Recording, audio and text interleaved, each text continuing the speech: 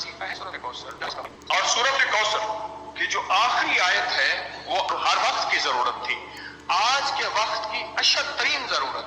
ان شانئک هو الابتر، آپ کا دشمن ابتر، اس کی حالت ابتر ہو جائے گی۔ میرے حبیب آپ گھبرائیں نہیں، دشمن آپ کو تانے دیتے ہیں، دشمن باتیں کرتے ہیں، حسد کرتے ہیں، آپ نہ گھبرائیں۔ ان شانئک هو الابتر، کہ آپ کا دشمن ذلیل خوار ناکام ہوگا، ابتر ہو جائے گا، اس کی حالت ابتر ہو جائے گی۔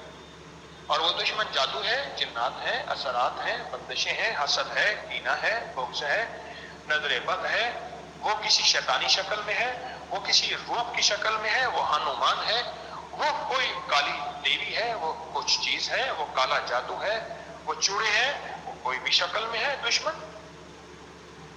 ان شانئک هو الابتر، اور آپ کا دشمن کوئی بھی ہے، وہ وبا ہے، وہ کرونا ہے، وہ کوئی بیماری ہے، دشمن کوئی بھی ہے ابتر ہو۔